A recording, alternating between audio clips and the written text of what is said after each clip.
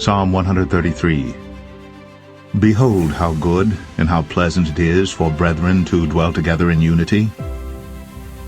It is like the precious ointment upon the head that ran down upon the beard, even Aaron's beard, that went down to the skirts of his garments.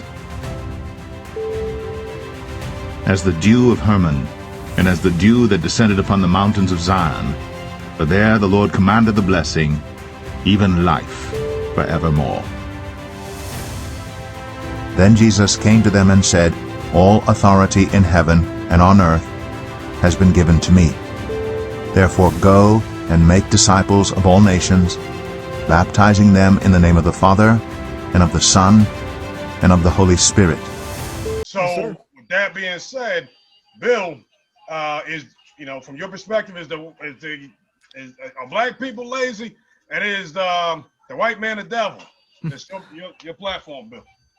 Well, I think there are some white devils. There are some lazy white or black people, just like there's lazy white people. Now, to what Mark was speaking to, that problem he was talking about right there, I've got white family that suffer from the same things he was just talking about. He'll appreciate this. Here's a stat he'll appreciate. 78% of millionaires are first-generational millionaires. Mm-hmm. I mean, there's a lot of generational curses here. I mean, it is, because me and Sean come from a Christian perspective. Let me give some stats. Do you know Daniel Patrick Moynihan? Not familiar with him. All right. Well, he was a representative in the 60s from New York, and he did a comprehensive report. And at the time, this was the 60s, might I add, during the civil rights movement, he said the problem with the black community was 25% of children were born out of wedlock. Now the numbers are 75%. He thought then that was astronomical. I think it's a systematic approach to undo the family structure in all communities, not just one, all communities, because today 25% of white children are born out of wedlock. And I can tell you from my own personal experience, my own family, there's probably just 2 or 3 girls who are not pregnant. Bill, I'm sorry, you said something. You said it's a systematic plan to undo the family. Well, whose plan is that, Bill? Could you elaborate? Well, I think it's an establishment plan, because we're seeing it unfold. You're looking at the rich get richer, the poor get poorer. There is no middle class anymore. It's evaporating. Mark can attest to that. Mm-hmm. And that's sad. I think it's a systematic approach. You talk about the good old boy club. Republicans and Democrats, you hear this so often. If you put them in the same bag and tie them up, they'll come out looking the same. Mm-hmm. I think that's why so many people, and like Candace Owens, for example, why so many people love Donald Trump, because he's a breath of fresh air. Now, he's been married 3 times, and he's done some things that, well, I don't agree with. A lot of this was done before he was even a Christian, before he come to the faith. Pastor James Dobson said he did come to the faith on the campaign trail. So this was 2016. If I may interject, what's interesting? I was viewing something. I was somebody giving a testimony about a young Donald Trump actually, being involved in the faith when he was younger. He did something significant. So it was sort of like prophecy that he is now in a position where he is leading the charge when it comes to Christian principles in America. No, I agree wholeheartedly, and I'll give you a story to test about, LT. Can I call you LT? You can. Okay, well, I'll give you a testament about Donald Trump's character that you'll never hear from in the media, and this is true. Anyone can research this. He was going somewhere in his limousine. These guys ride around limousines. He had a flat tire.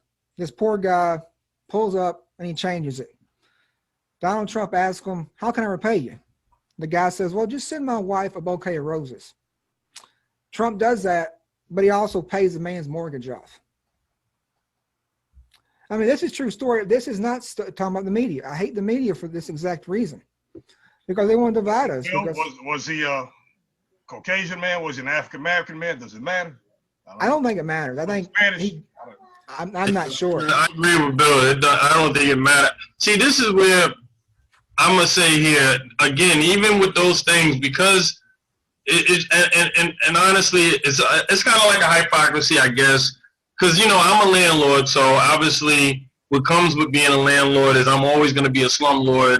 I'm always going to be called, you know, and so in some ways I'll do that to the politicians. I just feel like there's opportunities to boost yourself, and people jump right into that hula hoop, right? So, you know, there's a side of me that says, man, he did that out of the kindness of his heart, and that he really, you know, then there's a side of me that said, man, that was an opportunity to exploit. You know what I'm saying? And that's gonna look good if it hits the papers. And I think they all do that, not just Trump. So that's why I said again, I'm like in the middle, because the thing is that we know that a lot of these celebrities, they go to other countries and they do certain things, right? But they don't even do that here. They don't even go to their own hood and do that. You know, like when they go around and they, you know, like this literally did happen right here in this town here. Okay. I was attending a church with my children and my family, and they were accepting donations for the less fortunate families in the area, and there was a stage, and they had several Christmas trees, you know, on that stage. I took my van, pulled the seats out of it, took my children, and we went to Toys R Us and all of the different stores, bought up all of these toys and gifts, and filled up all of the trees.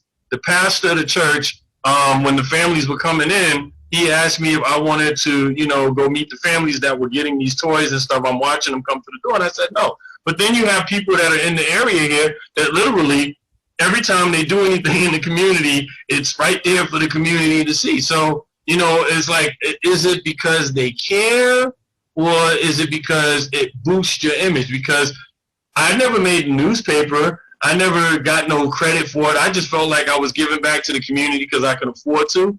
And but I know a lot of the people that do what I do, they're not doing that. You know, they're not donating to these children and watching these families in tears as they're coming in and they're getting all of these gifts. But I didn't get no credit for that. I get called a slumlord, you know, because a person didn't pay their rent and then they wound up getting evicted, or I wasn't willing to work with them or whatever. So yeah, the Trump thing is, you know, it could be either or, you know. Appreciate that, Mark.